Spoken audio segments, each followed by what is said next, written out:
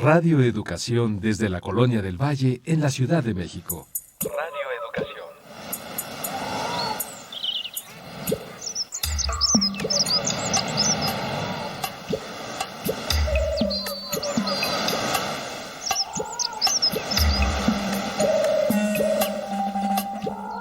Todo lo que se ha dicho sobre las mujeres lo han dicho los hombres. Las mujeres en la historia no han hablado. Hay que hablar con ellas. Poulain de la Barre.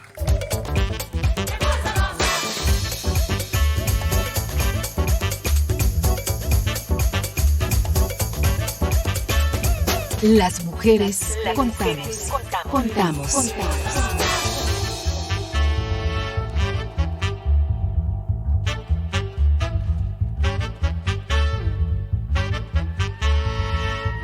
No solo somos un poco más de la mitad del mundo. Nuestra sociedad cuenta con nosotras para la transformación social. Sé parte de nuestro presente. Dialoguemos de la política, de lo público y de lo íntimo. Con perspectiva de género. ¿Qué y cómo contamos las mujeres?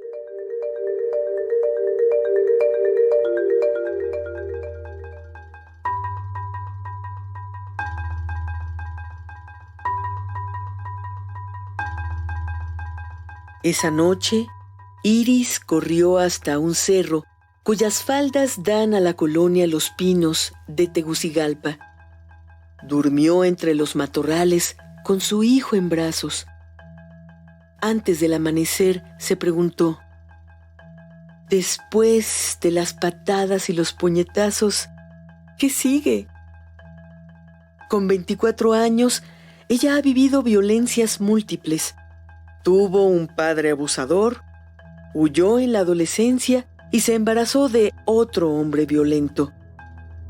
Estuvo varios meses encerrada con él durante el confinamiento y aunque no ha enfermado de COVID-19, a veces el temor no la deja respirar.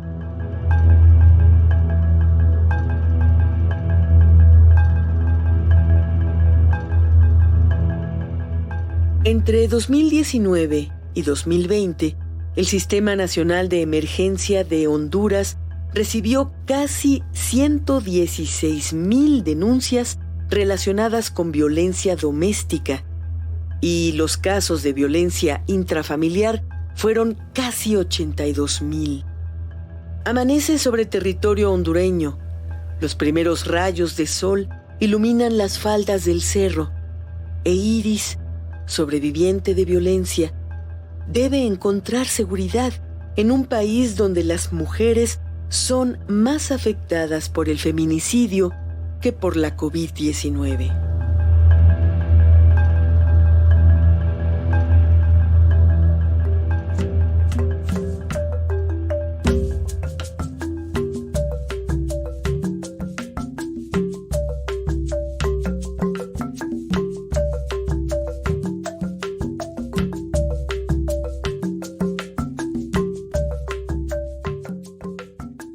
En la cuenta de los días, en 2020, en medio de la pandemia por COVID-19, Honduras se perfiló como el segundo país con mayor índice de violencia contra las mujeres en Centroamérica.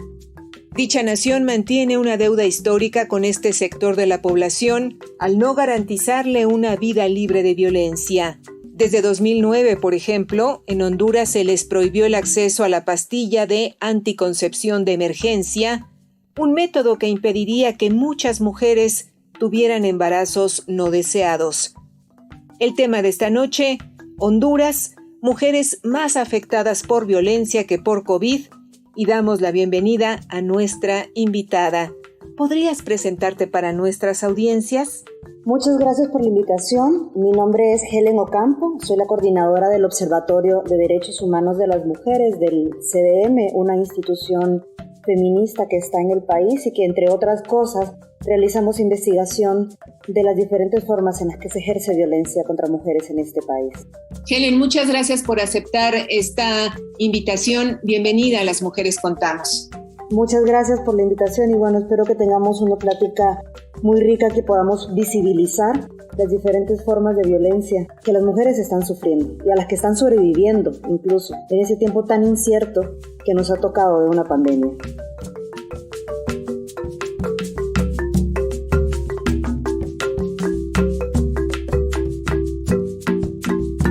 Ante este micrófono, Ana Leticia Vargas, y en época de pandemia, detrás de las pantallas, todo el equipo de Las Mujeres Contamos, encabezado por Guadalupe Sánchez López, le invita a permanecer la próxima hora en sintonía con este programa.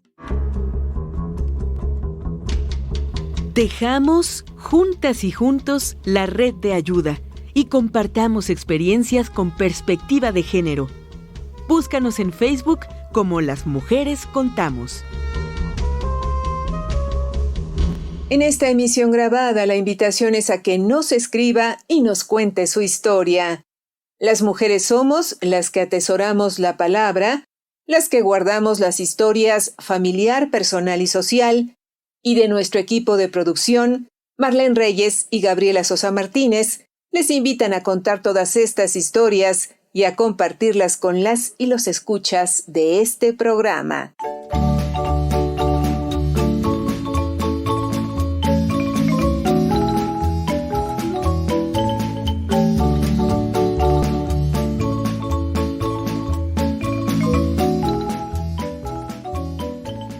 En esta emisión grabada de Las Mujeres Contamos, conversamos con Helen Ocampo. Ella es coordinadora del Observatorio de Derechos Humanos de las Mujeres de Honduras, del Centro de Derechos de Mujeres, CDM.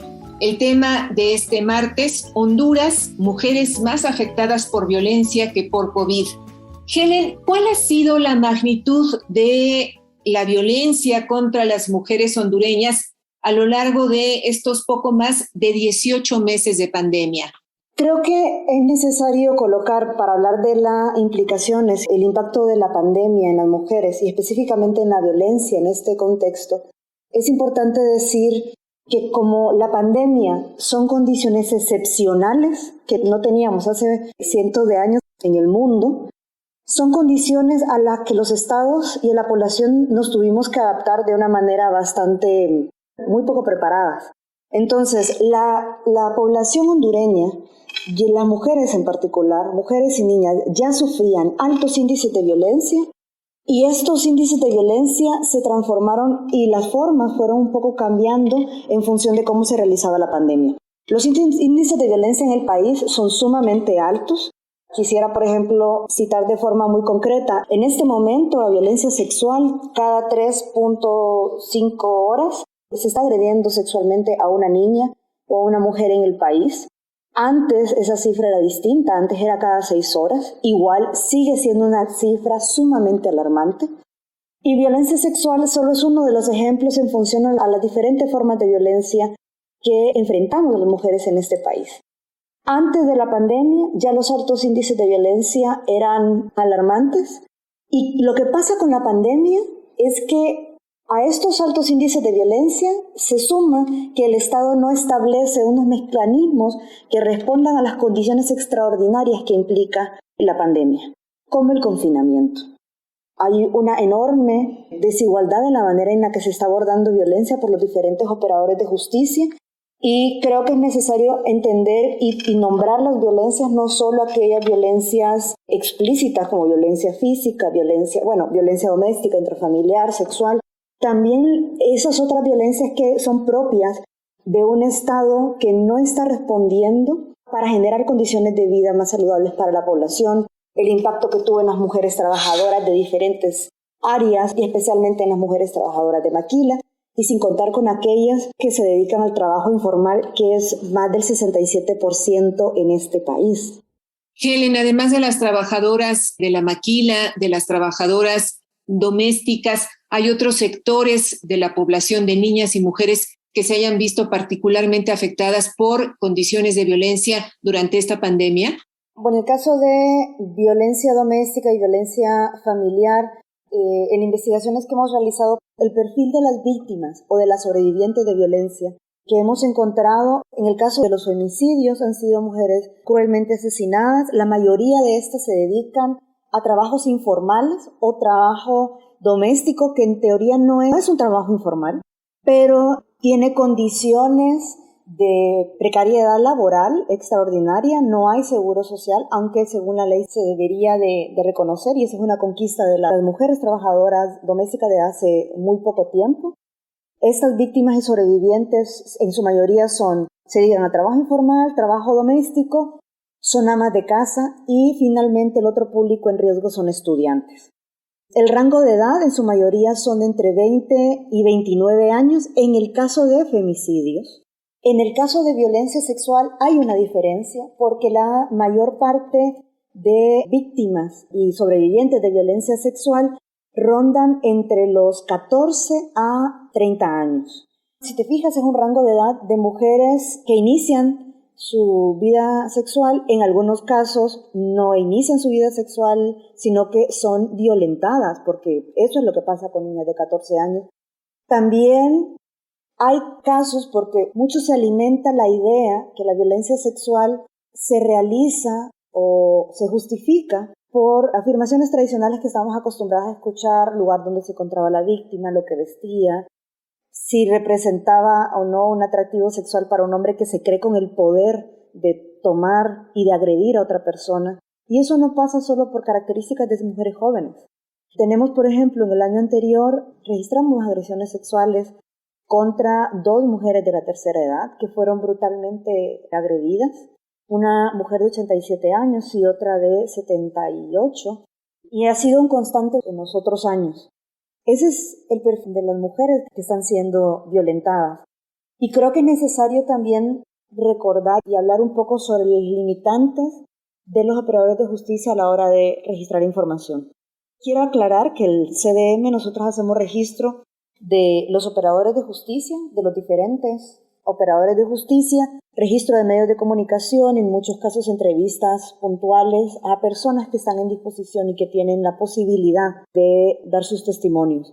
Y es importante decir, por ejemplo, que es muy invisibilizado las formas de agresión contra diferentes grupos étnicos que no sean las mujeres mestizas y la comunidad LGTBI, entendiendo como aquellas que tienen identidad de género distinta a mujer y hombre, y género tradicional como lo conocemos, y aquellos con una orientación sexual distinta.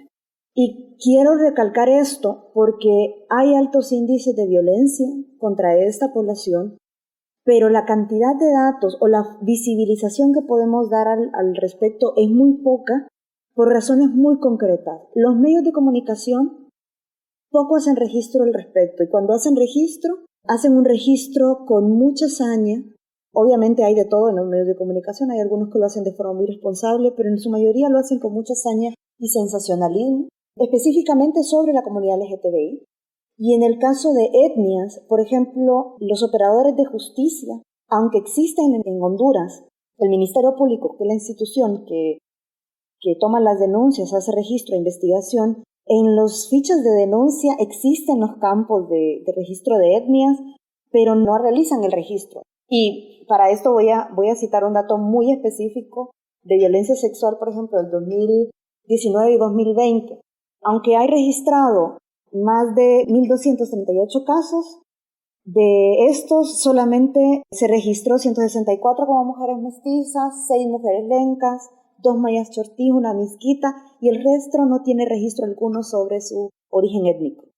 Y eso al final demuestra que no hay mucha voluntad para realmente registrar lo que está pasando y atender de manera especializada a estas poblaciones, que no son poblaciones marginales en nuestro país. Tenemos una diversidad étnica muy grande en Honduras, así como en el resto de países de América Latina, y no está siendo atendida por las instituciones que se dedican a administrar la justicia en este país. A propósito de las limitantes de los operadores de justicia para atender a víctimas de violencia, ¿con qué dificultades para denunciar se encontraron las mujeres durante las etapas más álgidas de la crisis sanitaria? Hay que tomar en cuenta las medidas que se fueron estableciendo en el país. Creo que primero, porque En América Latina tuvimos coincidencias, digamos, en algunas de las medidas que se establecieron, pero no en todas fueron iguales. En el caso de Honduras, lo primero que se hizo fue establecer un toque de queda. Aquí se reconoce oficialmente la pandemia a partir del 16 de marzo del año pasado. Se hace un decreto en donde se obliga al confinamiento permanente de la población y tuvimos casi 4 meses de confinamiento absoluto. ¿Qué es lo que pasa con este confinamiento? Las mujeres ya no tienen la posibilidad de ir a una posta policial, a un juzgado, a las oficinas del Ministerio Público a interponer una denuncia. Entonces, el Sistema Nacional de Emergencias, que es el 911, que básicamente es un sistema de llamadas para atender cualquier tipo de emergencia, eso es igual en toda América Latina cómo funciona, bueno, en el mundo cómo funciona el sistema de emergencias. El sistema de emergencias se volvió vital para atender los casos de violencia contra mujeres. Y el problema con el 911 fue el siguiente. Estamos hablando de una unidad de registro que, aunque está cualquier persona en cualquier parte del país puede llamar al 911, los equipos de respuesta no están en todo el país. Y además, como registran cualquier tipo de incidente de emergencia, no es un equipo especializado en atender violencia de género. Entonces, cosas que nos encontrábamos y que nos relataron encargadas de las oficinas municipales de la mujer, que son las encargadas en las diferentes municipalidades, y que nos relataron también redes de mujeres, que son instancias autónomas y sin fines de lucro que se han creado para atender mujeres que sufren de violencia. La constante era que llamaban muchas mujeres al 911, el 911 redirigía, registra la denuncia, clasifica y dice si es violencia doméstica, violencia intrafamiliar, y llama a la unidad más cercana e informa, casi siempre es la policía, a la unidad más cercana para que pueda atender la emergencia. A nosotros nos reportaron cosas como: llegaba la patrulla al lugar, a la casa de habitación donde se estaba sufriendo violencia, y por miedo, por coacción, por diferentes razones, la víctima en algunas ocasiones dijo: no, yo no quiero interponer la denuncia, aquí no está pasando nada, no, la cosa no es tan grave, ya se calmó la situación, porque tal vez no fue ella quien interpuso la denuncia, sino que fue el vecino, la vecina. Y en muchos casos la policía se retiró de la zona, aunque su obligación era atender la denuncia de oficio sin importar lo que la víctima dijera. Porque hay que tener en cuenta, y eso solo evidencia que los operadores de justicia no tienen una visión integral de género. Porque un operador de justicia debería atender violencia independientemente de las circunstancias. También hay que tomar en cuenta que, y eso lo digo por entrevista que realizamos al director del 911 en mayo del año anterior, que las denuncias del 911 en muchas ocasiones eran denuncias que se repetían o sea, digamos, si yo sufro de violencia doméstica en mi casa, en algunas ocasiones mi vecino de enfrente, mi vecino de al lado realizaba la denuncia, y por la saturación de emergencia del 911, porque hay que tomar en cuenta que se le sumó a toda la carga tradicional que tiene este sistema de emergencia, las emergencias de COVID, de gente con choque respiratorio, gente con todas las emergencias que implicaron la pandemia, que en muchas ocasiones se priorizaba, los equipos de respuesta fueron insuficientes y no siempre se priorizaba la atención de violencia contra mujeres. Otro caso que me parece sumamente alarmante y que es necesario decir, aquí en el país, además del confinamiento, cuando se empezó a liberar la circulación, se asignaron días de salida según terminación de las DNI. Entonces, en algunos juzgados, sobre todo en la zona norte, hubo juzgados y postas policiales que regresaban donde la mujer, porque era su día que le tocaba, ese día fue a interponer la denuncia ante un operador de justicia, y el juzgado, la persona que la recibía, probablemente el guardia de seguridad de entrada, el que estaba de registro, la regresaban a su casa y le decían que no era el día que le tocaba su denuncia, que no era el día que le tocaba circular libremente por el país. Entonces, aunque era un caso de emergencia y tenían que atender esa violencia, y sabemos todas las barreras que enfrenta una mujer para aceptar que tiene violencia e interponer una denuncia, el miedo y enfrentarse con un operador de justicia que le niega la posibilidad de hacer algo al respecto, y en muchas ocasiones esas mujeres no regresan. Otra cosa muy constante que pasó al inicio es que, como se hizo confinamiento absoluto, la policía no cerró operaciones, pero los juzgados y oficinas del Ministerio Público al inicio estuvieron cerrados. Entonces, no hubo posibilidad de que las mujeres interpusieran denuncias en estos lugares. Realmente las barreras que tuvimos fueron complejas. Precisamente por eso estoy diciendo y afirmo que el Estado no desarrolló medidas extraordinarias que atendieran las circunstancias de la pandemia. Porque también no se tomó en cuenta que el confinamiento absoluto, si bien era una garantía de mayor seguridad en relación al COVID, eran en muchos casos encerrar a mujeres y niñas con posibles agresores o agresores recurrentes, que además de las circunstancias de violencia que ya hayan vivido anteriormente, se les sumaba la tensión de no poder trabajar, la tensión de no poder salir, el estrés que implicó la pandemia para toda la población a nivel mundial. Entonces suman un montón de características que fácilmente exacerban la violencia en los hogares. Y el Estado no estableció medidas extraordinarias. Y también no solo para las mujeres, para toda la población, pero nosotras obviamente teníamos condiciones distintas. Helen Ocampo, tenemos entendido que hubo otro acontecimiento que acentuó la vulnerabilidad de las mujeres en este periodo de pandemia, la presencia, la llegada de las tormentas tropicales Eta e Iota. ¿Cómo es que les afectó? A ver, Eta y Iota hicieron, de verdad que fueron, no es la primera vez que en el país tenemos huracanes que nos afectan tanto, pero el impacto de las tormentas tropicales fue una cosa extraordinaria. Los huracanes Eta y Iota afectaron, según la Cruz Roja, a 4.2 millones de personas afectadas directa o indirectamente por los huracanes. La población más afectada fue en la zona norte, porque ahí se vio la mayor parte de la población obligada a trasladarse a los 716 albergues oficiales. Y digo oficiales porque también se establecieron otros no oficiales por organizaciones, obviamente también familias y conocidos que albergaron a personas que no pudieron movilizarse. Aquí la manera en que se afectó la población y especialmente las mujeres fue muy grande. Fueron 62,000 casas que fueron afectadas por las tormentas, y esto estoy hablando desde casas totalmente destruidas, algunas inhabilitadas por meses. Se afectó cultivos, los medios de supervivencia de la mayor parte de la población, y en estos lugares se dieron circunstancias y no habían protocolos para atención y para garantizar seguridad de las mujeres. Entendemos que en emergencia, o sea, la emergencia de COVID se le suma la emergencia por la poca preparación a los desastres naturales. Y creo que eso es importante decir, a los eventos naturales. Los eventos naturales realmente, pues sí son eso, son eventos naturales.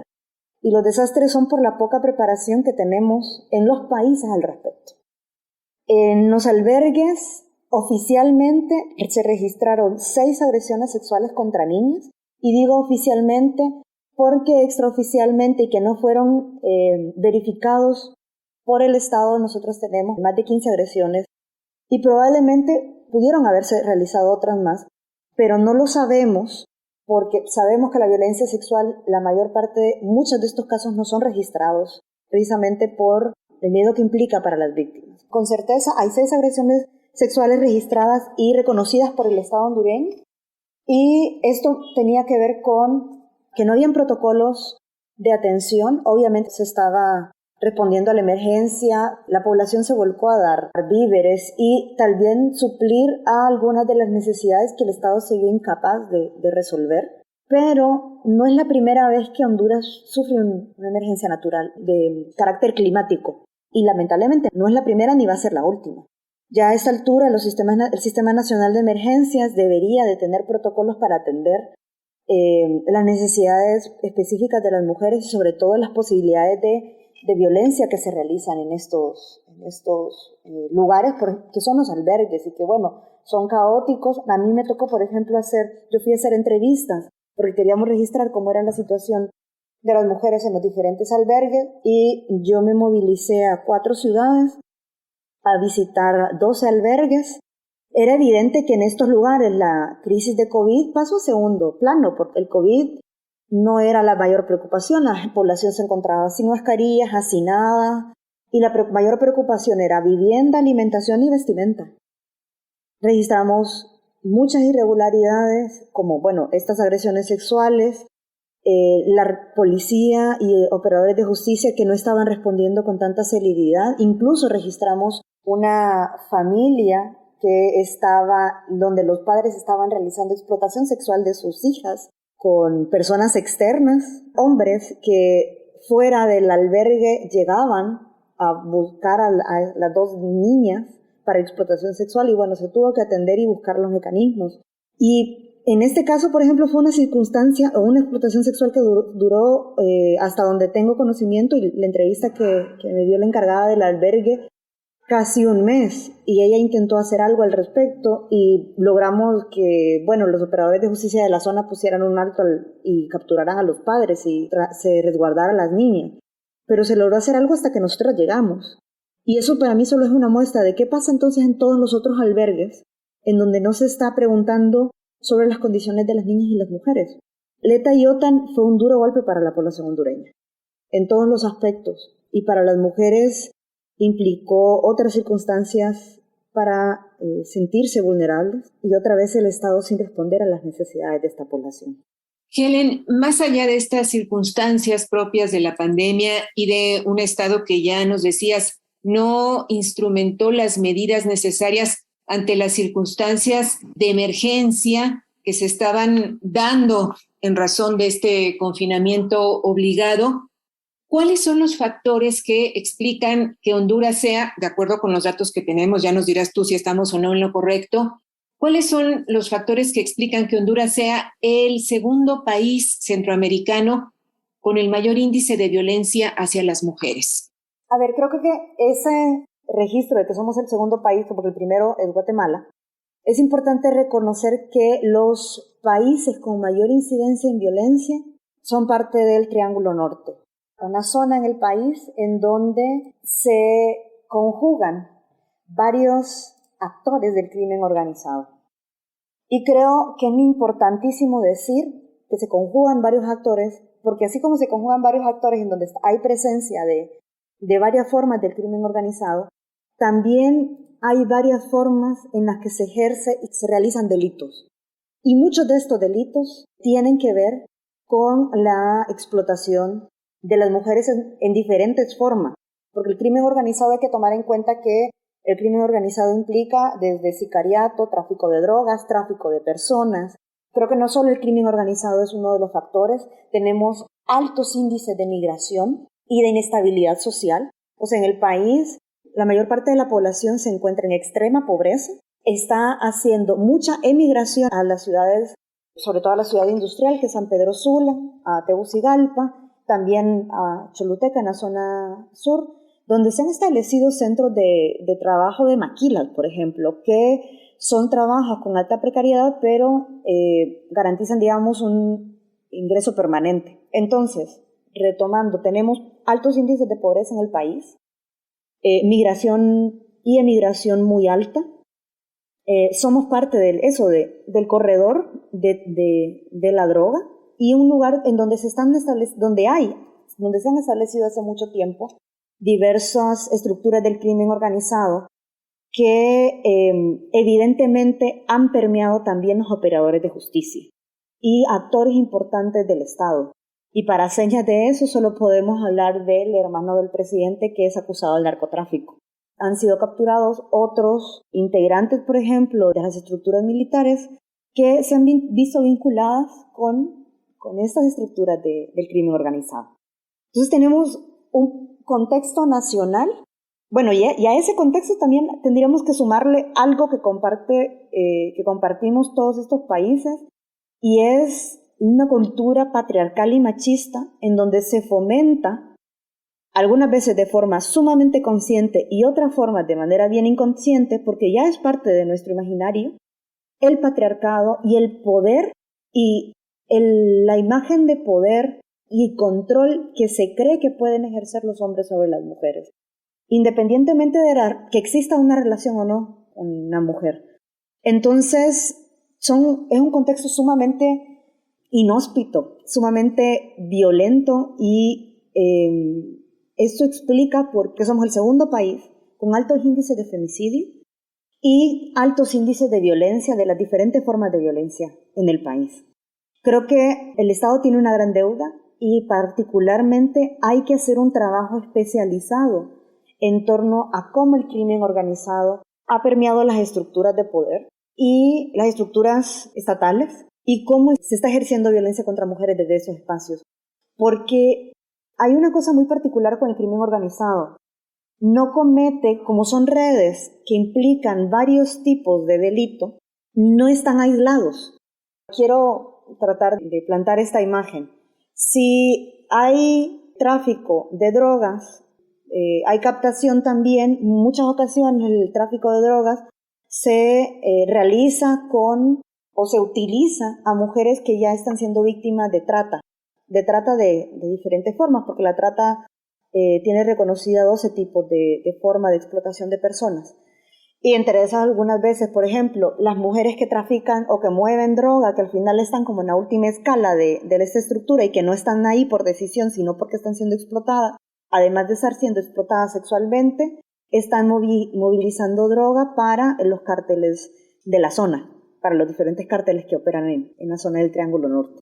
Entonces, hay muchos factores y las estructuras que están realizando crimen, que están realizando delitos contra mujeres, no se dedican a un solo delito. Entonces, es de verdad un entramado de los diferentes actores que se dedican al crimen organizado bastante complejo y el Estado no está respondiendo a atender toda la complejidad de este problema.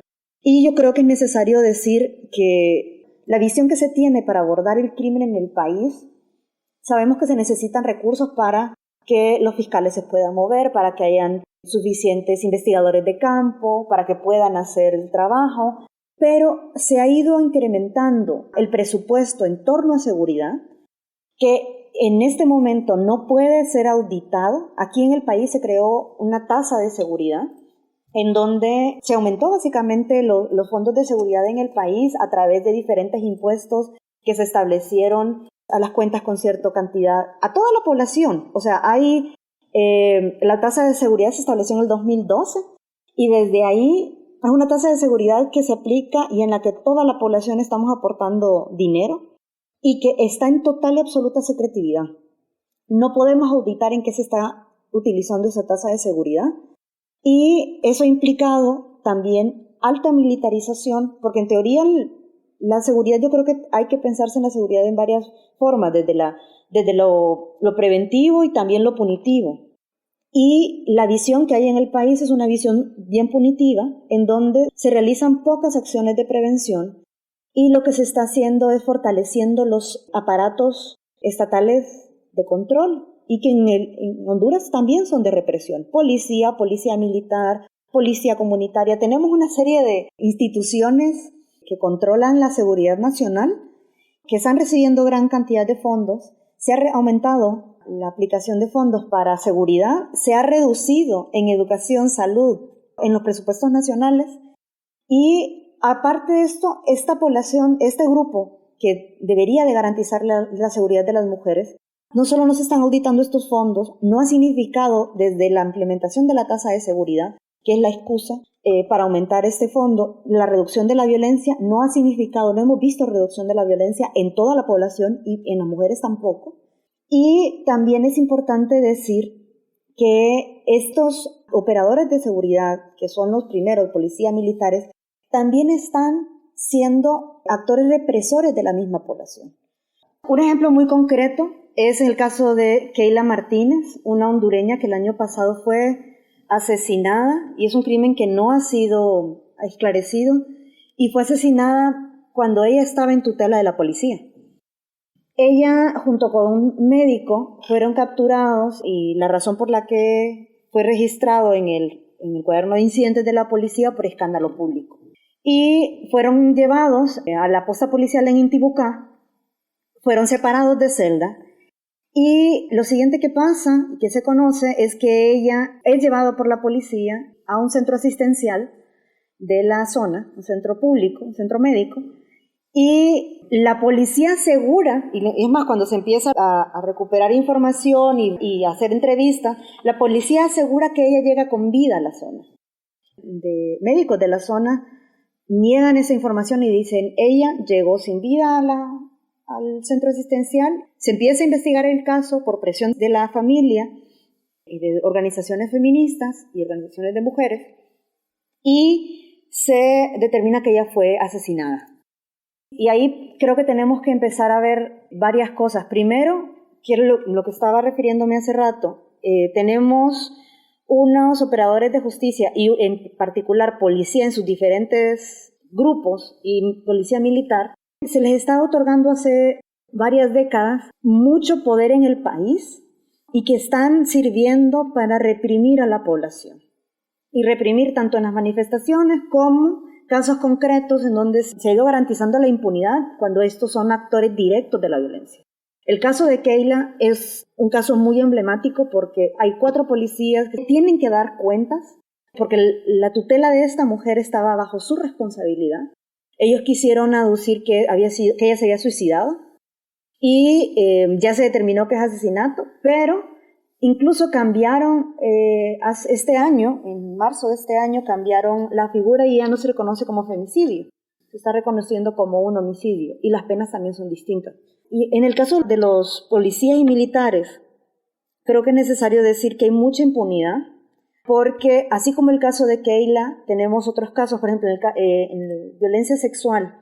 Nosotros el año pasado registramos agresiones sexuales por parte de 2 militares. Y hay que tomar en cuenta que en violencia sexual hay muchos de los casos que no se registran por miedo de las víctimas, sobre todo cuando quienes son los hechores de estas agresiones son personas que se dedican o que en teoría deberían de proteger a la población y que tienen miedo que por los vínculos y cercanía con nosotros operadores de justicia, fiscalías, vayan a no solo no encuentren justicia, sino que también tengan represalias.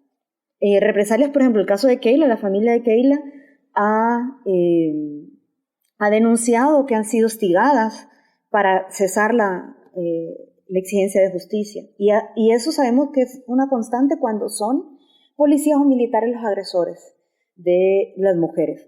Entonces, el panorama que tenemos en el país es bastante inhóspito para la población. Tenemos la primera línea de operadores de justicia, que son los policías y militares, están haciendo abuso de su poder, y no solo con las mujeres. Este año, por ejemplo, se han asesinado a 2 jóvenes que no se detuvieron en retenes policiales. Creo que es condenable que un muchacho no se detenga, cualquier persona no se detenga en un retén, pero eso no justifica ese nivel de violencia. O sea, estamos hablando de asesinato. Y es algo que ha sucedido en años anteriores también. Eso solo muestra el poder que tienen la policía y los militares en el país, en donde tenemos una política de seguridad que les ha otorgado facultades que no les corresponden y facultades extraordinarias.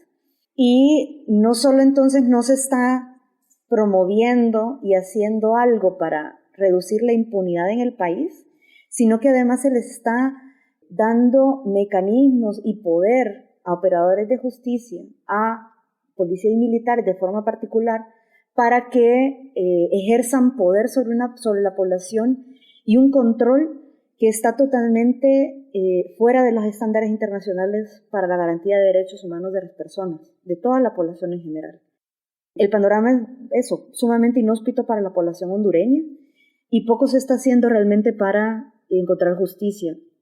Y quisiera referirme puntualmente a la justicia, porque creo que la justicia la podemos entender de varias maneras, y yo creo que nosotras no, como población, si bien la mayor parte de medidas que se hacen en los países, en las medidas que se toman, los presupuestos que se utilizan están pensadas en función de la justicia procesal, aquella que va a tomar decisiones e implementar mecanismos para que se encuentren culpables, que se procesen, que se encarcelen. Las medidas no solo deberían de estar enfocadas a esa justicia social. Nosotras deberíamos de estar aspirando a una justicia distributiva y social, en donde las mujeres y la población tengamos mejores condiciones de vida, mejor educación, salud, podamos vivir dignamente. Pero en el país, ni siquiera la justicia procesal, que es en donde más se establecen presupuestos, programas, está funcionando como debería para la población y en particular para las mujeres hondureñas. En esta emisión grabada de Las Mujeres Contamos, conversamos con Helen Ocampo. Ella es coordinadora del Observatorio de Derechos Humanos de las Mujeres de Honduras, del Centro de Derechos de Mujeres, CDM, y el tema que nos ocupa este martes, Honduras, mujeres más afectadas por violencia que por COVID.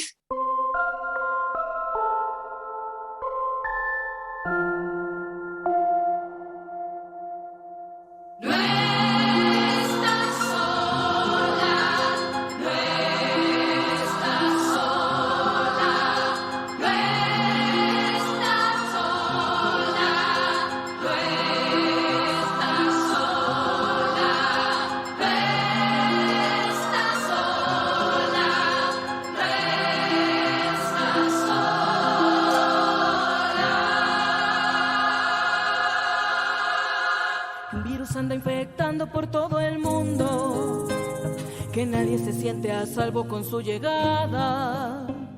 Me piden limpiar las puertas, me piden cerrar ventanas, me dicen los noticiarios que ya no salga, que ya no salga. Escucho entre comentarios que hasta cerraron tierras lejanas.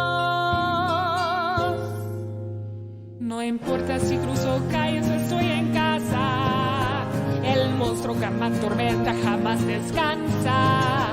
El virus de la violencia soporta el jabón y el agua. El odio hacia las mujeres es la pandemia que más nos mata. Las voces asesinadas son la tormenta que más nos daña. Y llaman al 911 y no se reporta nada, porque alguien allá en lo alto dijo que hay muchas llamadas falsas. Porque alguien allá en lo alto dijo que hay muchas llamadas falsas. Las mujeres ya no callan. Queremos justicia.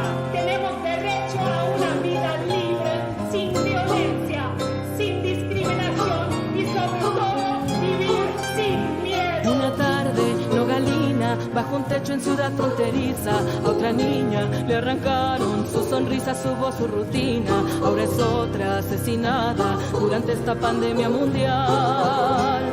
Una mañana, Nayarita, otra compa encontraron sin vida. Sus amigas destruidas por las redes exigen justicia, porque es otra asesinada durante esta pandemia mundial. Y la hermana, la maestra, la vecina, la esposa, la nieta, la enfermera, maquilera, la activista, la abuela poeta, la artesana, la cajera, la que tiene que ir a trabajar.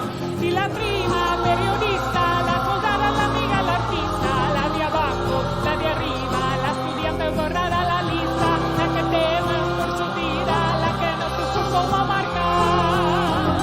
Y llaman al 911, mujeres desesperadas. Si no les responden pronto serán las 3 de la mañana. Si no les ven cuando llaman serán las nuevas asesinadas. Muchas compañeras están padeciendo el infierno en sus propias casas y muchas otras que han tenido que salir a trabajar porque no queda de otra, porque es la única manera de sobrevivir, están viviendo la impunidad absoluta que puede existir en un estado tan excepcional como puede ser un estado de pandemia. Saludamos a nuestra compañera Eliud Hernández. Buenas noches, Eliud. Te escuchamos. Adelante. Muy buenas noches, Ana Leticia. Saludo con mucho gusto a ti y a las audiencias de Las Mujeres Contamos.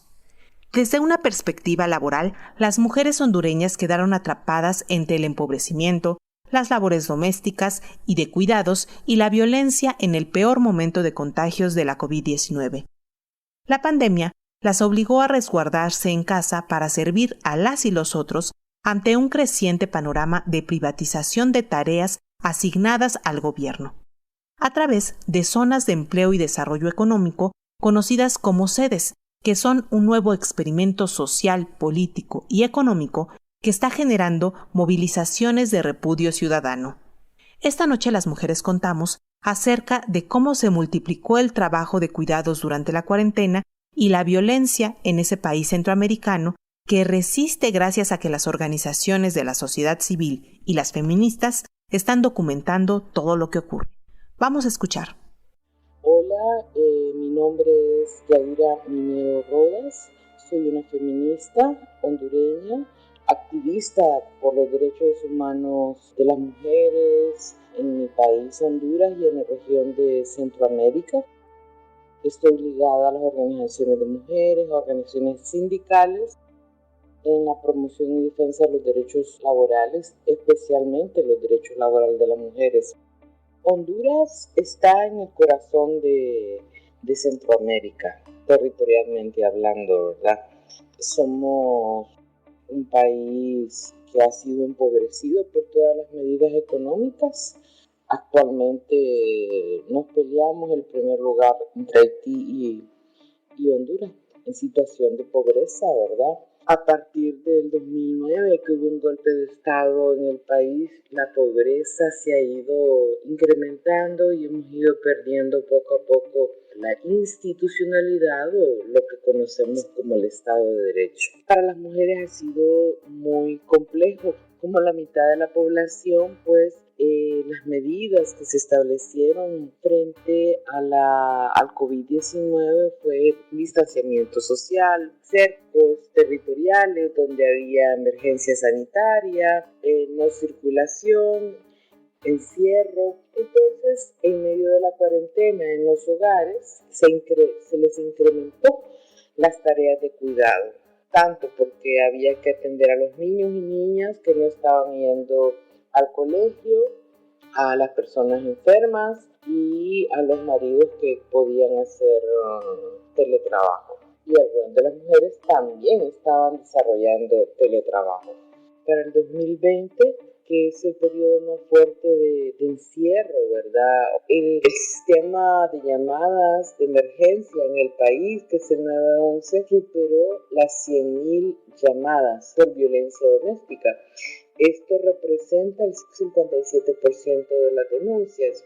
Las organizaciones feministas y de mujeres que han estado haciendo ante esta problemática, documentándola, dándole seguimiento a través de los medios, investigando, acompañando casos, registrando la información y analizándola y publicándolo en observatorios. Las mujeres han estado promoviendo una ley integral para la atención contra la violencia hacia las mujeres.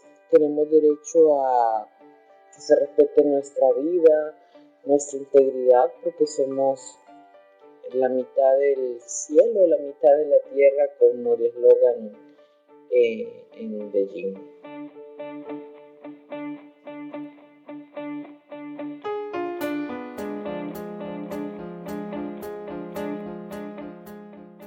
Gracias, Eliud Hernández. A nuestras audiencias les recordamos que esta es una emisión grabada, por lo que agradecemos nos hagan llegar sus mensajes a las redes sociales, donde estamos como Las Mujeres Contamos. Hoy conversamos con Helen Ocampo, ella coordinadora del Observatorio de Derechos Humanos de las Mujeres de Honduras, del CDM, que es el Centro de Derechos de Mujeres. El tema de este martes: Honduras, mujeres más afectadas por violencia que por COVID.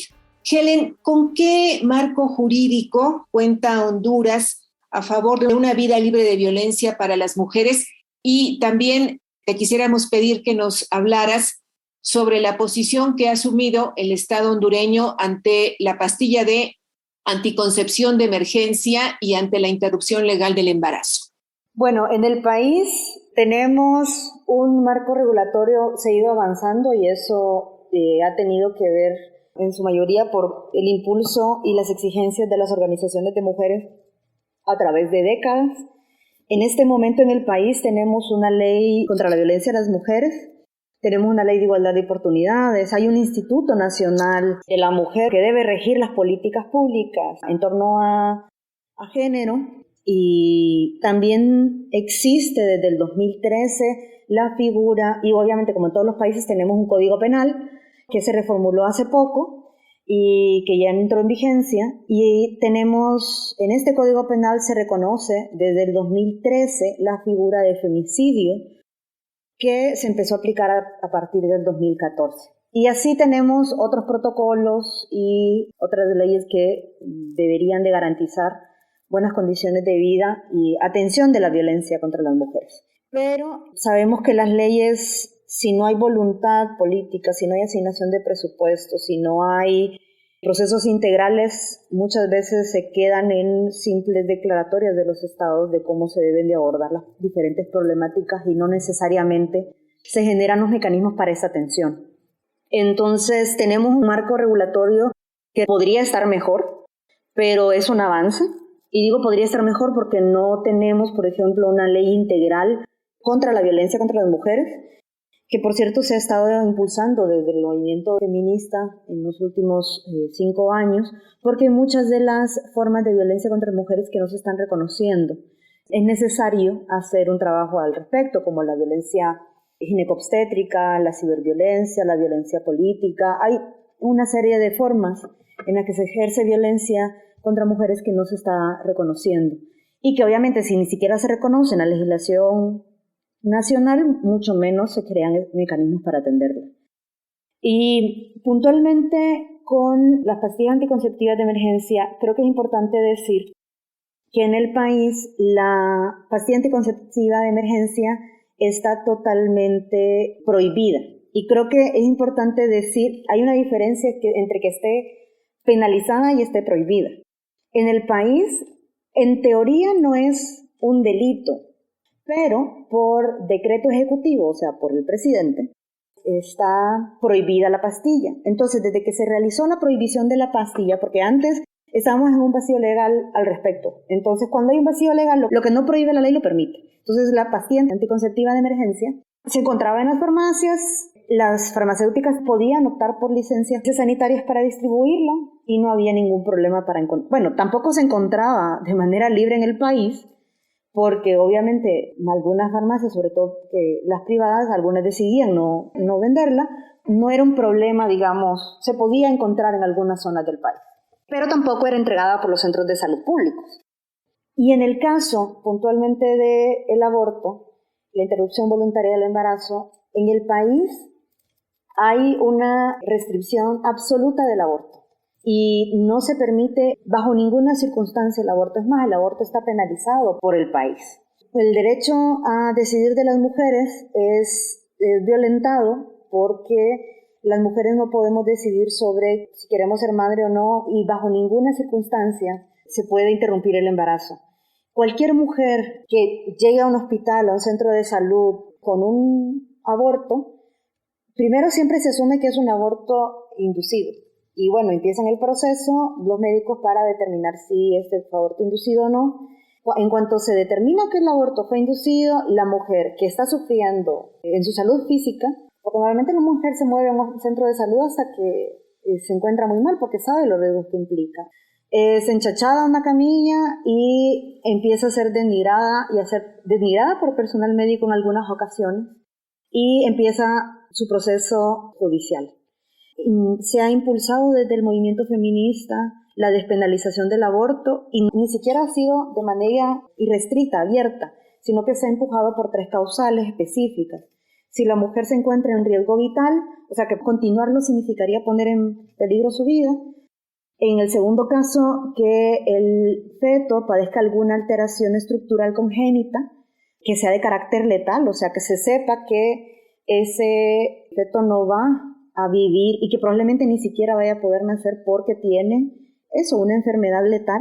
Y la tercera causal es que el embarazo sea resultado de una violación. En este caso incluso se está pidiendo que esté en un embarazo de menos de 12 semanas. Ni siquiera se está pidiendo un tiempo mayor. En el país no solo no se ha respondido a esta discusión, sino que se han aumentado las penas en torno al aborto.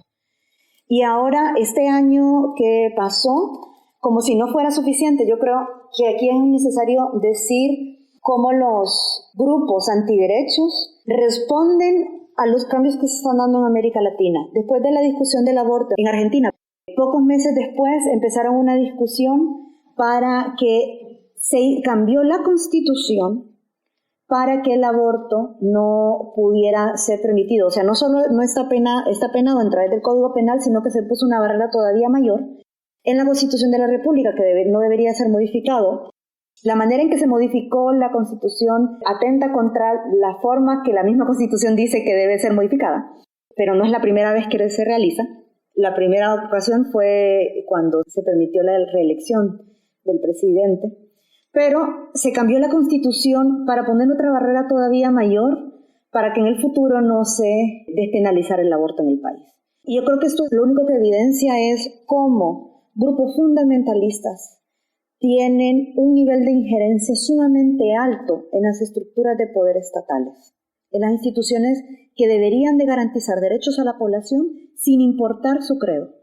Helen Ocampo, estamos en el cierre de esta entrevista. ¿Con qué te quieres despedir? Y también pedirte que nos digas cómo seguimos el trabajo del Observatorio de Derechos Humanos de las Mujeres de Honduras. Muchas gracias, Ana. Bueno, a mí me gustaría despedirme con algo muy específico. Creo que ante un panorama tan complicado, ante operadores de justicia que no están respondiendo a las necesidades de las mujeres, primero es necesario seguir exigiendo que hagan su trabajo y que esta enorme asignación de seguridad se traslade y signifique algo para la reducción de violencia para las mujeres. Y sobre todo es necesario que las mujeres y las diferentes comunidades nos unamos y hagamos trabajo conjunto, porque algo que hemos aprendido las mujeres es que es en comunidad y es en el apoyo solidario entre nosotras que realmente podemos cambiar nuestras circunstancias de vida ante un Estado que no está respondiendo y al que debemos seguirle exigiendo porque estamos aportando económicamente con nuestros impuestos y además es su responsabilidad. Es necesario también que nosotras seamos solidarias entre nosotras y que fortalezcamos las redes de apoyo, porque solo a través de las redes de apoyo y de transformar esa esperanza y ese deseo de una vida mejor y trabajo entre nosotras es que realmente hemos logrado sobrevivir a esta América Latina tan compleja que es afectada por transnacionales, por sistemas de justicia ineficientes y por el patriarcado que lo vemos en todos nuestros espacios. Y el trabajo del observatorio, nosotras como CDM, yo creo que es necesario que se siga visibilizando. Nosotros como observatorio vamos a continuar visibilizando la violencia contra las mujeres, entendiendo que es un paso importante para tomar acciones, porque la información en sí no sirve de nada si no se toman acciones. Y creo que es importante recordar que atrás de todas estas cifras es bien fácil perder el foco de lo que hay detrás. No estamos, cuando hablamos de violencia a mujeres, cuando yo digo 22.380 partos de menores entre 15 y 19 años, no es un número, estamos hablando de niñas, estamos hablando de mujeres, caso de femicidio, de mujeres a las que se les ha arrebatado la vida, hay historias de vida, hay familias afectadas, son mujeres que tenían sueños, no son un número más, son mujeres que podían aportar tanto a esta sociedad y que realmente están siendo sobrevivientes en algunos casos y en algunos casos víctimas, porque en el caso de femicidio son víctimas de violencia. Y quisiera cerrar la entrevista con esto. De verdad agradezco mucho la oportunidad, Ana, para hablar del contexto de Honduras, que necesitamos unirnos como mujeres y trabajar en red para reducir y tratar de acompañarnos para que estos índices de violencia y que este bienestar que esperamos tener podamos impulsarlo de manera conjunta. No es sino a través de la comunidad que podemos lograr cosas distintas. Pues agradecemos muchísimo a nuestra invitada Helen Ocampo por su participación en Las Mujeres Contamos y nos despedimos. Muy buenas noches. Las Mujeres Contamos, un programa hecho por mujeres y hombres en equidad. Participamos en este programa el equipo de Las Mujeres Contamos, Eliud Hernández, Edith Díaz, Guillermo Lagarda, Gabriela Sosa Martínez, Marlene Reyes y Ana Leticia Vargas, en una producción de Guadalupe Sánchez López. Muchas gracias por su atención y hasta la semana entrante.